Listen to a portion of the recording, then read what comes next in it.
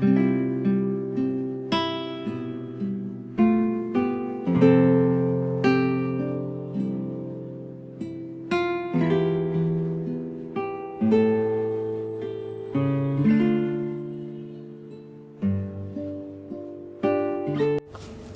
mabuting balita ng Panginoon ayon kay San Lucas.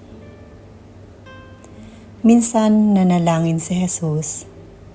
Pagkatapos niya, sinabi sa isa sa kanyang mga alagad, "Panginoon, turuan po ninyo kaming manalangin, katulad ng ginawa ni Juan sa kanyang mga alagad." Sinabi ni Jesus, "Kung kayo'y mananalangin, ganito ang sabihin ninyo: Ama, sambahin nawa ang pangalan mo. Magsimula na sana ang iyong paghahari.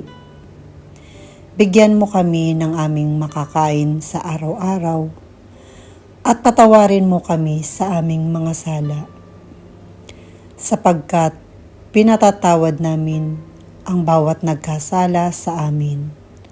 At huwag mo kaming iharap sa mahigpit na pagsubok." Ang mabuting balita ng Panginoon.